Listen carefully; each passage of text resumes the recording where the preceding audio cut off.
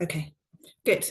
So, hi everyone, welcome to this British Hydrological Society webinar, which is on preliminary reflections on the 2025 drought in the South East region. So I'm Claire Waller, I'm a senior advisor in the National Flood Hydrology team at the Environment Agency, and I'll be chairing today's call. This webinar is brought to you by the British Hydrological Society South East and East Regional Group, which has just recently relaunched, and Tracy Haxton and myself are currently co-chairing the group. So our aim for the group is to arrange meetings and events online and in person, focusing on the hydrology of the South East and East region. So if you'd be interested in helping to organise any events, please do join our committee. We're very keen to broaden our membership. Or if you have any ideas for future meeting topics or places you think it would be really great to have site visits to, please do get in touch. And our regional group email address is on the screen. So a few housekeeping rules. Please can everyone keep their microphones muted unless you're talking and your video off. This meeting is being recorded and it will be shared on the BHS YouTube channel. Please do write any questions you have in the chat box as we go along, and our speakers may be able to respond to them as we're going through the talks, or we will discuss them further at the end of the talks. Alternatively, if you have a question that you'd like to ask yourself, please raise your hand at the end and we will unmute you and you can ask your question then. So for today's speakers, firstly, we will have Eugene McGee. He is a hydrological analyst at UKCH and will be providing an overview of the meteorological and hydrological impacts of the 2025 drought. Then we will have Tom Entwistle, who is a senior officer at the Environment Agency, and he will be presenting a regulatory perspective on managing the drought. Then we have A. McBride and Steve Tuck providing a reflection from Thames Water. And finally, Simon Cook providing some perspectives from Southeast Water. So without further ado, I'll hand over to you, Eugene. I will stop my sharing if you are then happy to share your screen. There we go. Hopefully you can all see my screen. Give me a shout if you can't. So yeah, I'll be presenting today on an overview of the meteorological and hydrological impacts of the drought that we've seen this spring and summer, and a special thanks to the NHMP team who helped me pull these slides together. So first off, the information that I'm going to present here comes from kind of three main avenues. We've got the National River Flow Archive, the National Hydrological Monitoring Programme, and the UK Hydrological Outlook. There's a wealth of information about all three of these programmes on their respective websites. So if you get a chance, please do go and check them out, and there'll be more information than we have time to go through today. So, as I said, I'll be presenting the meteorology and hydrology of the UK over the spring and summer. We'll also be looking at some of the impacts and media interest. Unsurprisingly, there's been a lot of media interest, and it's drawn some comparisons to previous historical drought events. And we'll be taking a quick look at the current hydrological situation and an overview of the outlook for the next 3 months. So first off, rainfall for the spring, as I'm sure you're all aware, was quite low. Substantially below average rainfall across March and April, broadly across the UK, and again through May, although not as extreme as that seen in March and April. A couple of patches of above average rainfall were seen in the southwest in April, and a couple of patches in northeast Britain in May. And the summer was a bit more of a mixed picture. In June, we saw a bit of an east-west split, particularly wet up in northwest Scotland and northwest England, and then below average rainfall across kind of wide areas of England and small parts of Wales and eastern Scotland. The end of summer was substantially dry again. Through August, we can see large areas with below 50% of the average rainfall for August. And this put us in a situation where both the spring and summer, as a whole, were very dry. Across the entirety of the spring, large areas of the UK and most of England saw less than 50% of the average spring rainfall, and summer likewise, large areas seeing less than 70%. Although again, with these patches of wet in northwestern areas, bolstered by that very wet June that was seen there. It was the warmest and the driest spring summer for the UK in a record from 1890, and only 1995 and 1976 were drier, which, as we're aware, were notable drought years. And if we look at the standardized precipitation index, this was the 1 month leading up to August of this year. We can see again that broad pattern of very low precipitation across most of the UK. And for the 3 months, so this is for the summer period, again, very low rainfall, matching what we see in the rainfall map there. The combined spring summer was exceptionally low for large areas. Almost the entirety of England and Wales saw exceptionally low.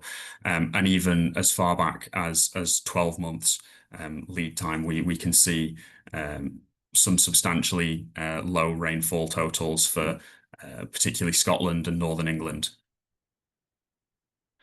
And in fact, at the Wallingford Met site, which you can see in those images at the top, it was the driest spring summer in a record from the early 1960s. River flows generally reflected this pattern in rainfall.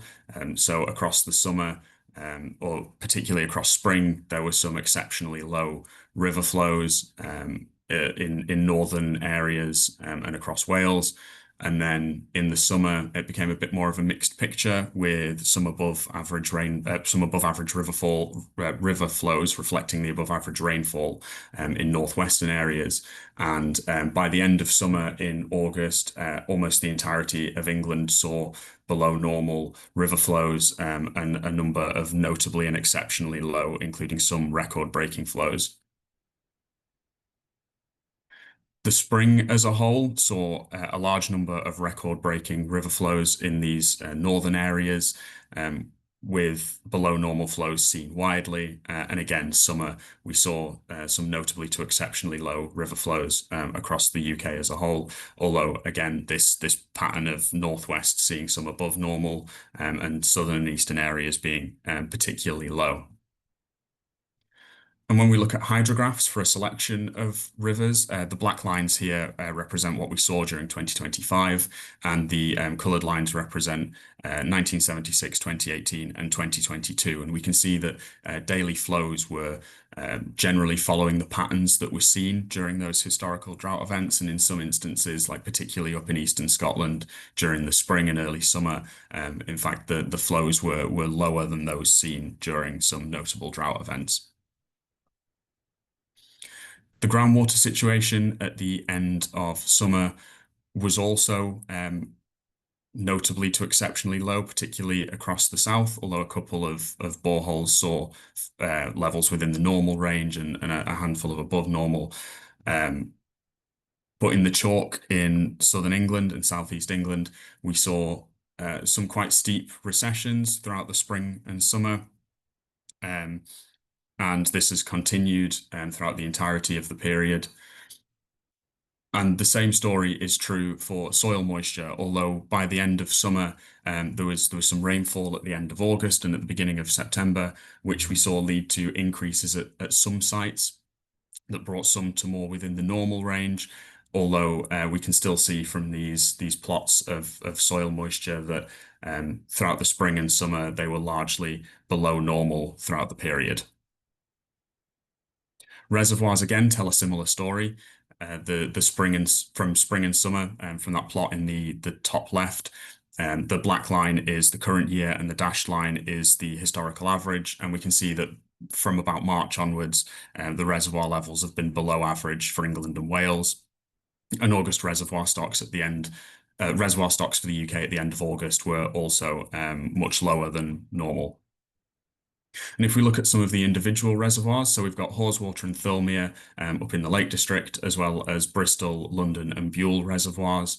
And this is another historical comparison where we can see the levels were broadly similar to those seen during other drought events such as 1995 and 2022.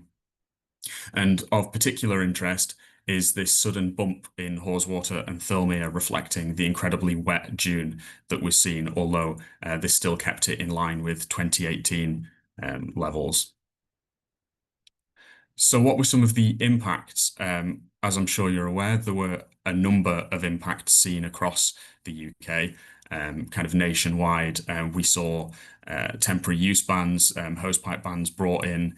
By the end of April, there was a record area burnt by wildfires, exceeding that burnt through the entirety of 2022, and this is a record from 2012.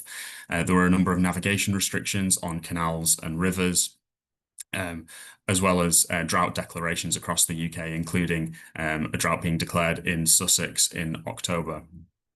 And a number of these were specific to the southeast. So, as I mentioned, there were canal navigation restrictions and hosepipe bans brought in, and further restrictions brought in Sussex following the drought declaration. So where are we now? There's been quite a lot of rain so far over the autumn period. We saw a very wet September, a bit of a mixed October, and September-October combined, some dry patches in the south and east, and some kind of wetter patches in central areas of the UK and northern England and Northern Ireland. The hosepipe ban was lifted in Hampshire and the Isle of Wight. However, the drought is expected to continue through the autumn despite the recent rain that we have seen. As far as where we are currently, this is the situation at the end of October, and groundwater levels are still low in a lot of southern areas, and groundwater levels have continued to drop in the Southern Chalk through the autumn.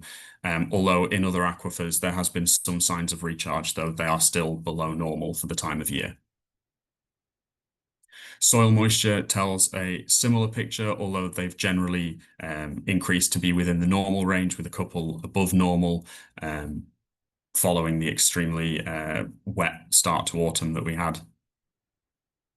And river flows follow the same pattern as rainfall. We can see some below normal flows persisting, particularly in the slower responding chalk catchments in the south and east. However, many are within the normal range as of the end of October. Natural Resources Wales in September moved the entirety of Wales into drought recovery status. The Environment Agency moved the northwest of England into drought recovery status, and Scotland has seen a partial recovery from some of the most severe water scarcities up in the far northeast. However, there are a number of places still experiencing drought, and as I mentioned, Sussex was only recently declared to be in drought.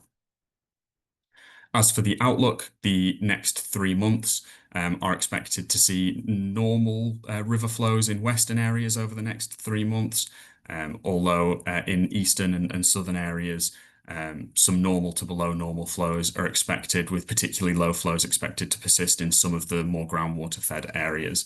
And this generally reflects the slow responsiveness of those catchments. Thank you for listening. Fantastic. Thank you so much, Eugene. Okay, I will share my screen again.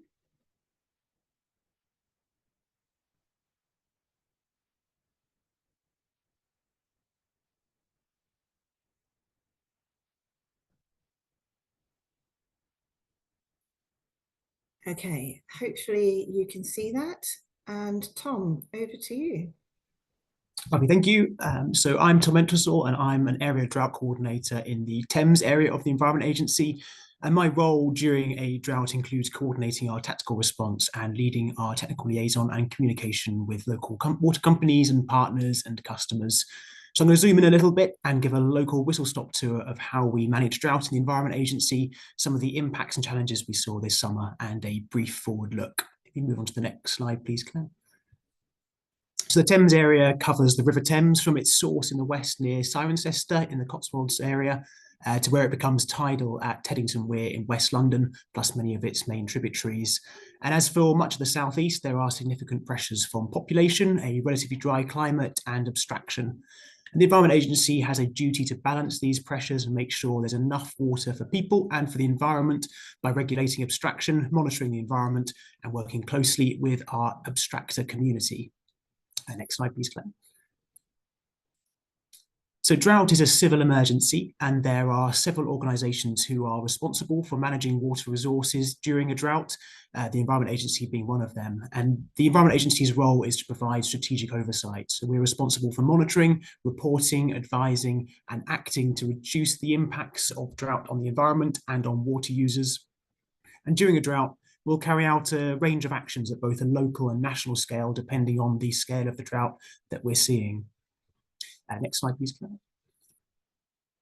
So it's worth just briefly touching on what drought is. So there's no single definition of drought. All droughts are characterised by some degree of rainfall shortage, but each drought's different, and the nature, the timing, the impacts will all vary by location and which sectors are affected. So we monitor a range of current and projected indicators to determine what stage of drought we need to respond in. And these indicators include a breadth of impacts from the hydrological situation to the public water supply position to environmental impacts and the public and political interest in the drought. And as the severity and spread of impacts increases, we increase our drought response from normal status through to prolonged dry weather status, and then drought and severe drought status. And the response stage that we're in reflects the impacts that we're seeing. It guides our response and helps us communicate the situation to partners and the public. And at any point, rainfall can improve the situation and move us back towards normal and recovery. Next slide, please, Claire. So I'm going to provide a little bit of background about the hydrological situation we saw across the Thames Valley that led to this summer's challenges. So we came into the spring having had quite a damp year, which is shown by the map on the left of the screen here, that shows classified rainfall for the 12 months between March 24 and February 25, and shows we came out of the winter with exceptionally high rainfall for that period. And then from March through to the end of August in the Thames Valley, we saw 6 consecutive months of below average rainfall, shown by the red bars on the rainfall graph for the Berkshire Downs in the middle of the slide. And the effects of this can be seen on the maps on the right, which show the rainfall for August and the preceding 3, 6, and 12 months, with exceptionally low rainfall for the 6-month period. And for the hydrological summer as a whole, between April and September, the Thames area only saw about 2/3 of the long-term average rainfall we would expect. Next slide, please. So this slide shows 2 snapshots of the hydrological situation across the Thames area for the same months, which is February on the left and August on the right. And these maps are taken from our water situation reports and show surface water flow in circles and groundwater levels in squares, which are coloured by the banding in comparison to monthly averages. You can see the principal geology across the area, with the brown showing the oolitic limestone across the north of the patch. And then further south, we've got the chalk and green sand in the green and yellow colours. And you can see for February on the left that following the wet preceding year, groundwater was higher than normal across much of the area, with several sites in the chalk, oolite and green sand exceptionally high for the time of year as we came into the summer. So from March onwards, we saw a disparity develop, and the chalk groundwater and many of our chalk rivers responded slowly and generally remained normal or higher through much of the summer, while the Cotswold oolitic limestone saw a rapid decline from March, which progressed through to being exceptionally and notably low by the end of summer. And this was accompanied by the Cotswold watercourses and the Thames, which is fed from the oolites, all becoming lower than normal through the summer. So by the end of June, we were meeting several of the triggers across all of our indicators to move to prolonged dry weather status, and we moved status from normal to prolonged dry weather at the start of July. Next slide, please, Claire.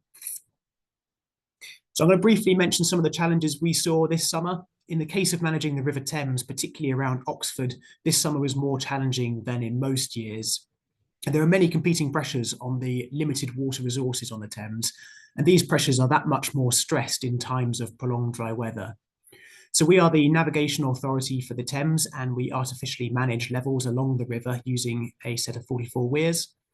There are several water companies and industries and businesses that all abstract from the river, notably Thames Water from just upstream of Oxford and from within the lower Thames reaches. And there are also environmental needs for water along the Thames, including fish passes, backwaters and weir pools, all of which support important ecology. Next slide, please. So one of the locations that best demonstrates these pressures is around Oxford. So to the west of Oxford, you can see on the map there, are some of the most valuable flow-dependent watercourses along the Thames, and these are known as the Oxford watercourses. Just upstream of Oxford and to the west is Thames Water's Farmore reservoir abstraction, and within Oxford there are a couple of hydropower schemes that operate. So from early June, the rapid decline of the groundwater levels across the Cotswolds started to have an effect, and base flow in the Thames became very low. And between June and the end of September, over half the days had a gauged flow at Farmore gauging station of less than 1 cubic. So we weren't playing with much water in the Thames at all.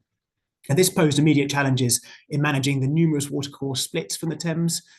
So to help with this, we enacted our Oxford Low Flows Protocol, which includes a series of actions to reduce flows through some of the various less ecologically important features, and to prioritise flow through the Oxford watercourses, which are priority habitats.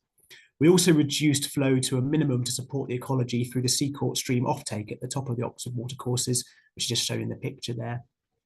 And to help reduce pressures further, we put restrictions on navigation along parts of the Thames, particularly around and upstream of Oxford. And this reduces the number of lock movements needed, and therefore reduces one of the pressures on limited water resources. We considered whether there were further actions we could take to reduce pressures on the limited resources in the area, and we sought voluntary restrictions and efficient water use from spray irrigators, but stopped short this year of more formal restrictions. Elsewhere, many of the licence holders that operate, such as the hydropower schemes in Oxford, were restricted by their licence conditions that prevent or reduce abstraction at times of low flow. And we also work closely with Thames Water to minimise the impacts of their abstraction at Farmore. Through August, the Farmore reservoir storage reached a level that triggered Thames Water to consider their need for a drought permit. So water companies can apply to the Environment Agency for drought permits when low rainfall is causing a serious concern for supplies. And that allows a water company more flexibility in managing water resources and supports public water supply resilience. So a drought permit at Farmore allows the minimum flow that's left in the river to be drawn down further than would normally be the case to allow for greater abstraction. We work closely with Thames Water to make sure that any application for a drought permit they made had all the appropriate mitigation to manage the increased impacts on the limited water supplies that were in the Thames through Oxford. It was a great relief to both Thames Water and our teams when the September rain supported flow enough to support reservoir stocks and start to increase levels, and the need for that permit depleted. Next slide, please, Claire. So you can see on the left here is the current drought situation across the country, and we look forward to consider how drought will develop by looking at rainfall scenarios and how this will impact ground and surface waters over the coming months. And we can then consider what pressure this will put on the environment and some of the likely impacts on other key indicators such as reservoir storage and the environment. So if we see persistently below 80% long-term average rainfall through this winter, it's possible that the Thames area would be meeting triggers to move to drought status in spring or early summer next year, and we would be facing significant water pressures developing through the summer. And this is largely influenced over this winter by the groundwater position, so sufficient recharge over the coming month is going to be critical. We're now looking and planning ahead and reviewing our experiences of this summer to put actions in place to improve our response and the readiness for potentially more severe scenarios playing out in 2026. Let's go forward to the last slide, please, Claire. So I'm just going to give a couple of takeaway points. So firstly, just to highlight that this summer has been really challenging from a water resources perspective. Secondly, to reflect on the speed of the development of the dry weather situation following such a prolonged wet period. And thirdly, to note that these patterns of extremes are likely to be what we see more of into the future. We saw something similar develop in 2022, and 2025 was another challenge that we've had to face from a water resources perspective in the southeast. That's all from me. Thank you, Claire.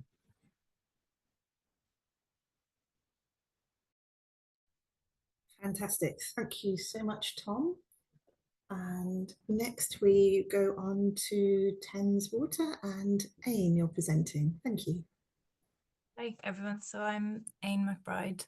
I'm the Water Resources Modelling Lead at Thames Water, and what that means is I have thought exclusively about drought and all the things that Eugene and Tom have presented, which made it feel quite calm actually looking back. Steve Tuck is also on the call, and he's the oracle of all things drought at Thames. So if we can move on, Claire, thanks. What we're going to do is you've all got a new job, and we've gone back in time. So it's March 2025. 10 minutes is not enough to talk about all of London. So you've all been assigned the SWOX water resource zone, and you are now the drought manager. So you have a population of more than 1 million people. 60% of the supply comes from groundwater in the Upper Kennet and the Cotswolds, but there's also Farmore Reservoir just outside Oxford. And that's filled by abstraction from the River Thames. So there's a couple of questions for you to answer as we go through. Seeing as you've seen what's happened already, try and remember that Steve and I did not know that answer when we were trying to make these decisions. Next slide, please, Claire. So there's a couple of things you need to know before you start your new job. You've got monthly assessments of the current hydrological variable. So a lot of that is using the data that Eugene shared. That includes 6-month forecasts, which we run using our water resources models at Thames, and that's looking at long-term average scenarios, which we report to Tom and his team on a monthly basis. Then Steve and I and the head of water resources have to make a drought event level recommendation, which goes up to the exec for approval. So drought levels range from 0 to 4, 0 being business as usual. As things get a bit more droughty, we enhance, you get more media going, drought level 1. Drought level 2, you get more media again, which takes a lot of time. You can also have demand side options of a temporary use ban, which we've seen that from Eugene, there are quite a few. There's also supply side options, which the main one there for us in SWOX would be the Farmore drought permit. So that's when Farmore storage goes below about 70%. That's when we'd look to bring that in. And a great relief, as Tom put it, is putting it mildly, that wasn't needed. Then we go down further again, non-essential use bans, and next phase of drought permits. And there's a priority of these, which we've agreed with the Environment Agency based on environmental impact. So obviously we don't want to use things that impact the environment unless there's a really, really clear need that's required. Okay, so the next slide, please, Claire. So this is the kind of information you're going to be assessing over the next few minutes. So we've got a timeline on the left. So we're in March, remember? So we're going to be looking at Farmore flows. We get a bit worried. Well, not worried. We're looking at when they are about 200 meg per day, we'd start looking to get our drought permits ready. Anthony Cruise's groundwater level, so that's the Ulitic limestones. It's just one of our key indicator boreholes. As upstream of Thames, a lot of that water, especially in times of low rainfall, is base flow from the limestones. Thames Valley demand, obviously, is quite a crucial part of this equation. We've also got Farmore reservoir storage and some rainfall information. So the next slide, these do get a bit busy. So, oh, and they've gone purple for you, Claire. Right, so on the top left, let's just step through this. We've got a few months. So this is March, and you need to decide what drought event level you would recommend to the Thames Water Exec. So river flows are above average, so which you can see in the green line is above that dashed peachy line. Groundwater levels, this is Anthony Cruises down here. So it's notably high, looking quite healthy, but as you can see, it's quite a flashy one. On the top right there, that's Thames Valley demand, so usually between 600 and 650 megalitres a day. That spotted green line is hugging close to the red one, which means we're a bit higher than average, but still all okay. Reservoir storage at Farmore at this point is kind of below average. You can tell that by the strong black line is underneath the dashed grey line, but all projections are looking like we can refill in a month. And then unexpectedly, or as you would expect if you had reduced rainfall over a prolonged period of time, reservoir levels would drop further down in time. And then we've got rainfall at the bottom right, showing that those blue lines, basically we've had above average rainfall for most of the last 12 months. So next slide then, Claire, would be, you want to take a few seconds yourselves and just, what would you recommend? business as usual, Del 0, or does it feel a bit more droughty to you? Just leave it a few seconds. Okay, so we move on, Claire. So, oh, your colours have gone. That should be green for 0. So Steve and I went with Del 0 for March and April. So we've jogged forward a little bit into May. And we can see now river flows in that green line they've dropped below the dashed peachy line. So river flows are below average. And it's looking like, we're hitting that peachy band at the bottom. That's when we'd be looking at drought permits for far more. So in the most of, the lower rainfall scenarios, that's what our model is simulating. We've seen those oolites have receded, so we're down to below average levels. And now the forecast model is saying, it might take quite a bit more rainfall to get them up to normal by the end of winter. We've seen there that first, in the top right, the green spike. That would be our first heat wave, which was lovely for everyone except drought managers, to be honest. It was quite difficult. So that's hugging that red line again. And reservoir storage, we've seen it's still it's still about average. So that black line kind of near the dashed grey line, but that spread of LTA rainfall scenarios is kind of, I'd say, as you would expect. And now in the bottom right, we've seen rainfall 2 consecutive months of below average rainfall. So in the next slide, you've got the same decision to make. What's your recommendation at this point in time? And again, in May, we were classified as being in a normal conditions according to the EA reporting. So we jump on again, Claire. So Steve and I and the Water Resources team, our recommendation was to move up to Del 1. So that brought on more media campaigning, which we have had a lot of work to do on. And the main thing here was trying to explain the role that groundwater plays in supplying our customers in SWOCs. It's kind of, we're looking at the same kind of story if we go around the plot. So river flows, slightly improved projections. We're not dipping into that peach band as much, but we're definitely below average for the time of year. The recession of groundwater levels has eased off a bit, but we're still notably low. And again, that forecast is suggesting we'd really need quite a lot of rain to get recovery in the oolites. In the top right, it's another lovely heat wave has come. So that you can see that with the green spots really hugging up against that red line. And the reservoir storage now, we've had a month of decline, we're below average, that's that black line. And the spread of rainfall scenarios is showing that actually in a few of them, we're getting quite close, if not crossing that 70% threshold for drought permits. And again, rainfall 4 months in a row of below average rainfall. So we're in start of July now. Next slide, Claire.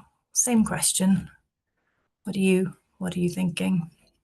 Stay at Del 1 with your media campaign, or look to moving up to Del 2 with a tub recommendation and potentially drought permits? Could we move on, Claire, please? So that's the point at which we recommended to move to Del 2. Drought permits were put in place. No, sorry, that's not true. Tubs were put in place quite quickly, so in the middle of July. And then in the middle of August, we had a contact tank inspection at our Swinford Water Treatment Works. So that's one of the 2 water treatment works that take water from Farmore Reservoir. So our output across those 2 sites reduced from 174 megalitres a day so it reduced by 20 megalitres a day. So now, as a drought manager, is this a good thing or a bad thing if you're at Del 2 in the middle of a drought and one of your treatment works has dropped by 20 meg a day? It's actually quite a good thing, counterintuitively. It helped our drought strategy of maintaining reservoir storage as much as possible and pushed a reliance onto our groundwater sources. So that's definitely made operations more difficult, but in terms of performing alongside our drought plan and our drought operating strategy, that was quite helpful. And the last slide, I think, please, Claire. Right, so Steve and I have a meeting this afternoon. We do. And if you could help us out, that would be fantastic. So we've got river flows again, still below normal, but we're seeing an increase, and we're not really getting into that area where we'd be looking at drought permits at Farmore. Groundwater levels, we can see the tiniest little uptick there into below normal levels, so some signs of recovery in the oolites. We've seen that demand in the far top right is hugging that black line, so we're more average in terms of demand. And reservoir storage is looking like, under all scenarios, bar the most extreme, it will recover. We're not dipping under that 70% threshold for looking at drought permits. And rainfall wise, it's exactly what Tom has shown. We've had 6 consecutive months of below average rainfall. The last 2 months, we've had above average rainfall, and that's where we can see the improved picture. So the last slide then, Claire, please, would be this afternoon. What do you think Steve and I should do? That's quite a whistle-stop tour of quite a busy summer for us, but happy to take any questions at the end. Thank you. Fantastic. Thank you so much, Aim. And my initial reaction is I'm very glad I don't have your job. It looks extremely challenging, but thank you for walking us through the information you look at and the decisions you make. Okay, so now on to our final speaker, Simon. Good afternoon, everyone. My name's Simon Cook. I'm a water source technical manager at South East Water. I'm just going to walk you through, similar to Ain, really, our experience of the drought this summer. If you want to go to the next slide, please. So this is the green areas here are where South East Water supplies in the southeast of England. We've got 3 zones or 3 areas we kind of manage our water resources on. There's the western area, which is sort of northern part of Hampshire. In the middle there, you've got kind of mid Sussex and a bit of East Sussex. And then we've got our Kent area in the east on the right hand side. And I think I've just put in a picture there of our drought plan, which is kind of how which is all water companies, as been mentioned earlier, have these as a sort of tactical manual to how we manage drought. They set out how we'll monitor the development of a drought and all the things we'll do should those sort of trigger levels get met. And it's the sort of the I guess it's the playbook by which the regulators judge us on our performance through drought. If you want to the next slide, so it just kind of sets the outline of what I'm going to talk about. So I mean, it started for us in that early in March, really, when that dry spring happened. March was exceptionally dry, and that was kind of the first warning sign that maybe this year wasn't going to be quite as normal as we thought. And then that sort of things were still looking reasonably normal for most of the early part of the summer. Then we hit June and July, and we had a series of heat waves, and that actually then triggered us to take the first set of sort of drought actions, which then the drought further developed through the through the rest of the summer and into the autumn, and kind of that's left us where we are now. And I think the key concern now is what does the future look like, and particularly what does the winter look like, and what does that mean for next year. So if we go to the next slide, please. So the key bit I'm going to talk about of our supply system is the Sussex supply system. This is where we've been hit the hardest, really, in this drought. And we've got, in Sussex, we've got 2 major reservoirs, Ardingly on the top left there and Arlington on the bottom right. These are kind of just to the north of, I guess, to the north and the east of Lewes in East Sussex. And we've got the River Ouse, which runs through the middle there going down to the sea at Newhaven, and on the right hand side is the River Cuckmere, which kind of supplies both of these reservoirs. So they are Ardingly is entirely naturally filled. It does have some ability to pump from the upper Ouse, but typically what that does is it takes water out of the river that we want to take out further down. So in the middle of that picture, you can just see it's not the sharpest resolution picture, but you might be able to see the words Barkham Reservoir. So Barkham is our main water supply works for this area. I think this is part of our resource zone 2, or Haywards Heath resource zone. It supplies about 220,000 people in mid Sussex. This zone that's been affected by this drought here. We've got some ability to move water from Arlington to Barkham as well.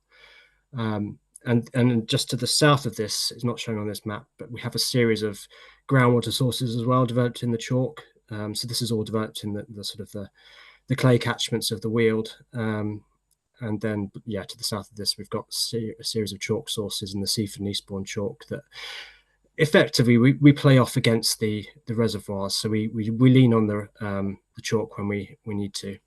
Let's go to the next one, please. So the first early warning sign was in the spring. What that sort of coloured blue, grey and red chart shows is when Ardingly Reservoir is typically either refilling, which is blue, when it's kind of stable, which is grey, and when it's sort of emptying, which is red. So typically you can see that it fills up in the winter, particularly in the early part of the winter. Usually through the spring it's fairly stable, and then it sort of declines over the summer as all those red things run through the summer. It's roughly a single year reservoir. It doesn't tend to have significant storage that will last through multiple years. I guess the first sign for us that maybe something was going differently this year was where you see that, I put a little sun logo there. That's when the reservoir started emptying this year, so much earlier than normal. And that's largely a consequence of the dry March that Eugene talked about. The river flows in the Ouse dried up, and the inflows to the reservoir dropped off, so we had to start releasing from the reservoir much earlier to support our projections at Barkham. And the picture on the top right really just shows that kind of the evolution of that rainfall deficit in the catchment over the summer. So overall, I think, as Eugene mentioned, it's in the Ouse catchment where we're most concerned at the moment. It had about 60% of the average rainfall over the summer, third driest on record, and it was, yeah, again, very warm, very sunny as well. So if you go to the next slide. So this then led into that kind of heat wave summer. So one of the interesting things, one of the different things about our drought plan compared to most water companies is we have a set of demand triggers built into it. And they were kind of put in after a series of, well, in the last drought, series of events where effectively we had water available, but simply that the capacity of our network was not enough to be able to move that to where it needed to be. So we put in a series of demand triggers into our plan that basically said, when demand starts to reach certain thresholds, we will impose temporary use bans. So what that kind of shows on that chart there is our three main supply areas, their sort of average, well, their daily demand over the course of this year. And in the red shading, I've indicated those three, particularly the June and July heat waves. And that was really, they went through what we have, our triggers in our drought plan that said, okay, at this point, demand's high. We're starting to see our service reservoirs emptying. So not our big storage reservoirs like Ardingly Arlington, but we have our smaller service reservoirs, which might supply a particular, which, we temporarily pump water into, and it will supply, 3 or 4 days supply to a town or a village or whatever. So they were starting, we couldn't refill them fast enough to keep supplies going. And we actually had, in Kent, we had some places run out of water for temporarily. So we put the tubs on, temporary use bans on, or hosepipe bans on in mid-July. And we did see that big, large drop off, as you can see after that black dashed line, that big drop in demand as a consequence. And by and large, the customers responded pretty well to the hosepipe bans. But there were further heat waves in the summer, but it was much more subdued compared to sort of the earlier summer heat waves. So we've now got sort of a developing drought situation. It's been very dry, it's been very hot, and we've had some very high demand that's drawn down our storage pretty much everywhere. If you go to the next slide, please.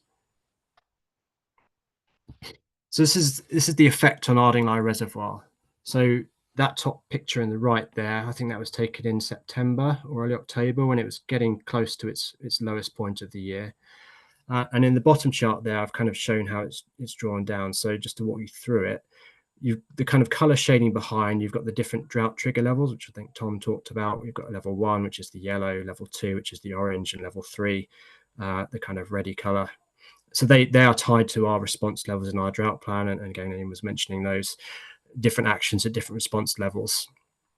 And then what I've overlaid on here is, in that black line, is the kind of the absolute minimum that we've seen in the reservoir. And then I've got various colored lines showing different recent-ish drought events. And then at the bottom there's the dark red, which is what we call our emergency storage. So once we went into that, we've basically got about 30 days worth left of water in the reservoir. And then the blacky grey colour at the bottom is what we call our dead storage. So that's water that's still in the reservoir, but it's drawn down below the tower, so we can't actually abstract that, not without doing some further movement of pipes and pumps to try and get the last bit of water out the reservoir. So, I mean, what this shows is in that early part, the drawdown of the reservoir in the early part of the spring was very early, and then quite steep. So it kind of maps that kind of black dashed line that shows the worst historical level in the reservoir, very similar to what we had in 2022, in fact. And so the blue and the purple lines are this year in the purple and blue in 2022. So overall, it's been very similar to 2022. And what we were really scared about and what we got into when we hit our sort of emergency storage level, probably it was mid-October, was it turning into something like the green line.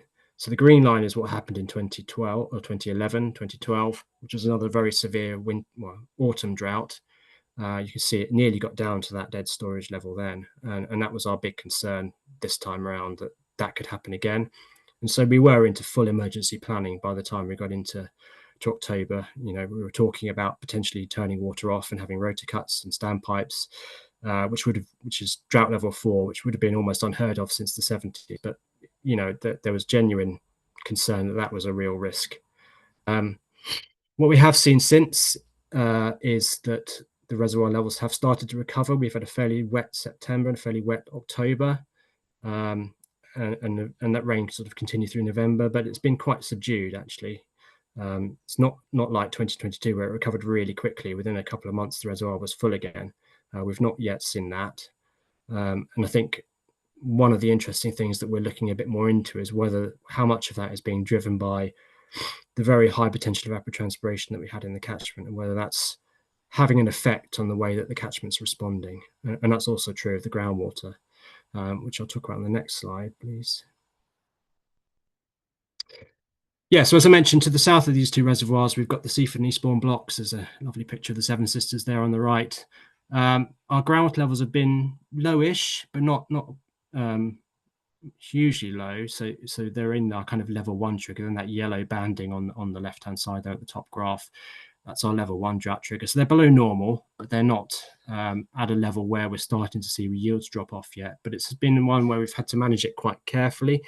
So if you look at that kind of grey graph, you see there's a lot of noise in there, and that's effectively because the aquifer is responding to the way we're operating our abstractions. So when it's lower, we're pumping harder, and when it's higher, we're pumping a bit less. It's quite responsive here. But what we're trying to manage was taking a bit more of the groundwater to try and protect the reservoirs. But obviously, that priority is almost shifting, and now we want to try and lean off the groundwater as much as possible to try and let that storage recover, so that into next year we've got that groundwater available. And at the moment, while the river flows are high, we'll take more surface water. And one of the other key drivers for that, if you look at that bottom chart on the left-hand side, again, probably doesn't matter what the numbers are. I realize they're pretty small. But what the blue is showing is the groundwater level within the chalk block, and the red is a measure of the salinity of the water.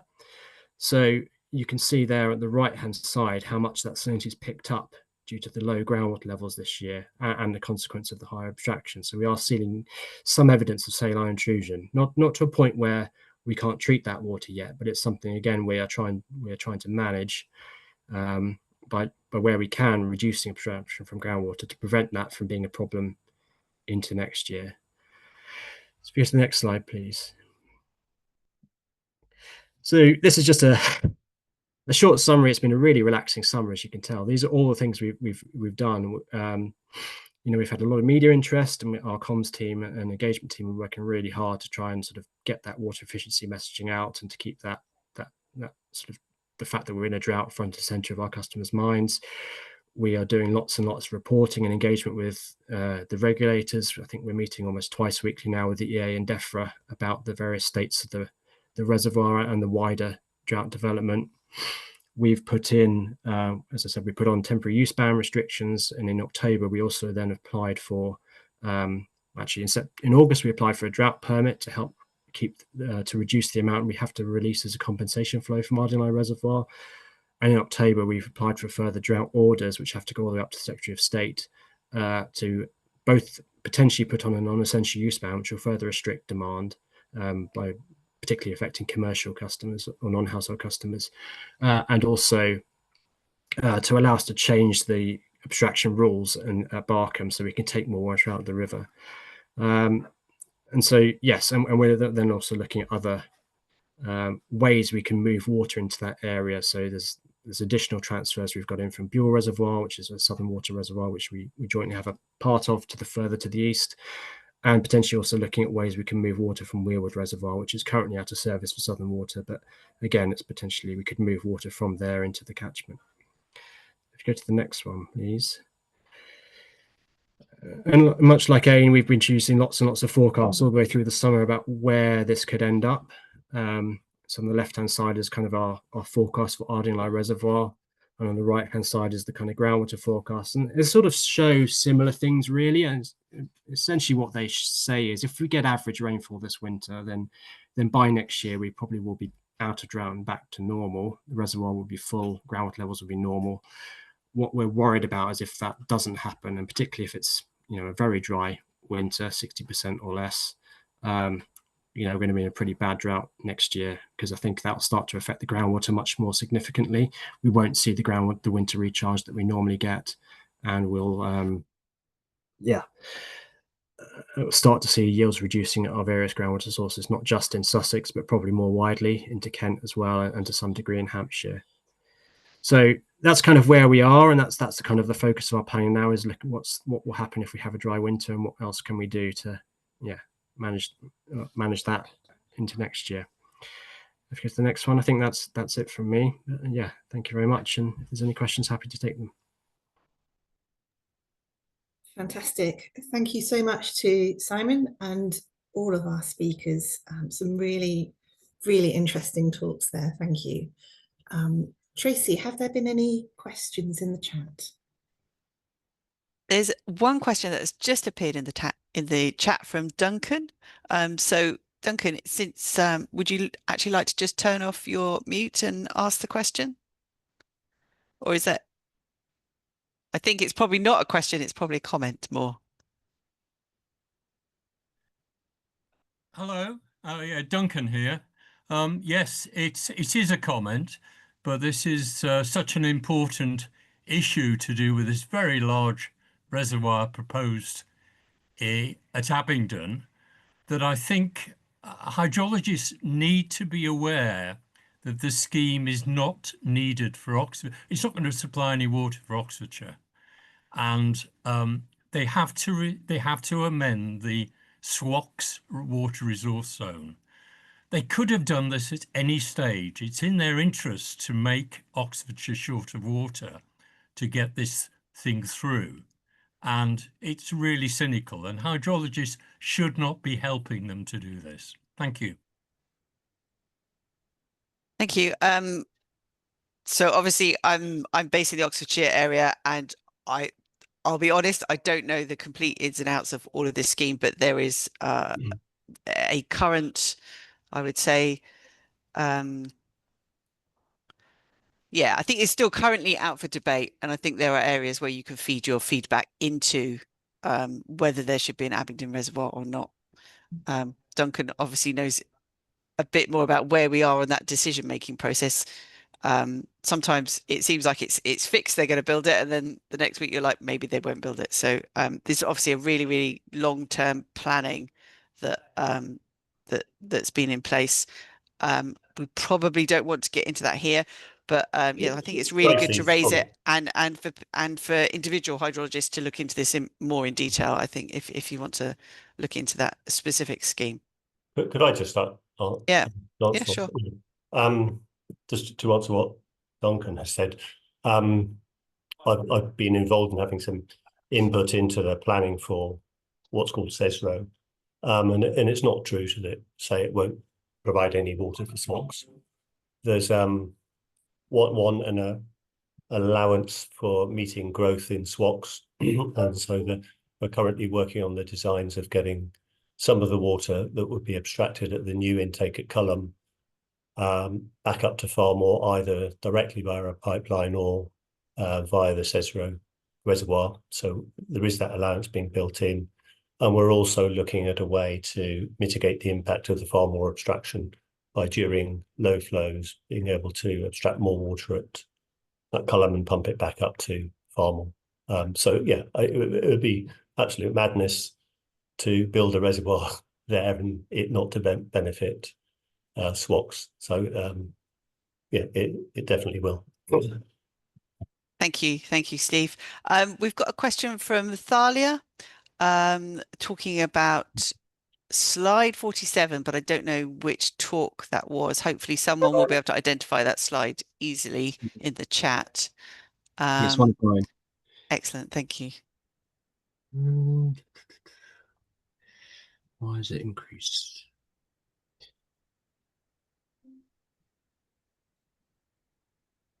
I'm not sure, if I'm honest, Talia. I do know what I can tell you is that when a lot of this work was done before I joined Southeast. I've only been at Southeast for just over 18 months now. So a lot of this was put into our drought plan last time. I didn't do the work for the trigger, so I probably don't know the answer to why it's steeper there. It might just be that it provides more of an early warning and more time at the start of the year, the start of the summer, when there's, we need to take action early because we know that, the demand is going to increase through the summer. That's typically why you have a sort of a sharp trigger level then, because it gives you the time to take action before the summer kind of reaches its peak and the demand reaches its peak. We are working with HR Wallingford to update all of these reservoir triggers, and one of the things we want is probably if I'm being critical, the level 1 trigger is probably too high. It's probably too often to be useful, in terms of the reservoir is almost always in level 1. It's very rarely not in level 1, and level 2 maybe doesn't quite give us enough warning time. Maybe that needs to be a little bit higher. So that's one of the things we're looking at, and will be in our next drought plan, which will hopefully be out for consultation next year. But yeah, these triggers are also kind of every time we go through a drought plan refresh, we have a look again at the triggers, and yeah, we've worked to overhauling our surface water triggers, and they've overhauled our groundwater triggers this year. That's great. Thank you, Simon. Joe Nichols from Atkins Realis has a quick question for Aina and Simon. Is there any other information you would have found useful during a drought like this year that you would like in the future or could help in the future? Yes, without being cynical, a reliable rainfall forecast. I feel like we had, 5, 6, 7 different rainfall forecasts, and on a week-by-week basis, they're, quite hit and miss, really. That, from a more operational standpoint, that if you could do that, Joe, amongst all the other great work, that'd be great. Thanks. Simon, did you have any quick comments on that? Yeah, I think I echo in there. We've been looking at the kind of the 15-day forecast, the 3-month forecast, and inevitably none of them are that accurate. But and I think, yeah, having more confidence in what that kind of medium term looks like would be really helpful. Excellent, thank you. I think we've probably run out of time for questions, but what we'll try and do is put those into there's a couple more, but if we can put those into an email, and we'll get the various speakers to respond to them and send out an email afterwards. If that would be okay. One really quickly. Okay, yeah. This is so it's on, I guess, vulnerabilities we didn't know. This is the first time that Thames have split a tub, so that we've had not a company-wide one, we've had one in SWOCs, and that was really driven by groundwater status, and that's been quite helpful as a lover of hydrogeology to communicate the importance of groundwater and get that pressed across the company. But I guess that's really raised the profile of the importance of groundwater to our supply system within Thames Water. Excellent, thank you. I think we're now out of time. So Claire, do you just want to close the meeting? Yeah, I'll just say thank you so much again to all our speakers. They were absolutely brilliant talks. Thank you so much. And thank you to everyone for attending. This video will hopefully go up on the YouTube channel soon. And see you at the next meeting. So thank you very much. Goodbye, everyone. Thank you. Bye. Thanks. Bye. Thanks. Bye.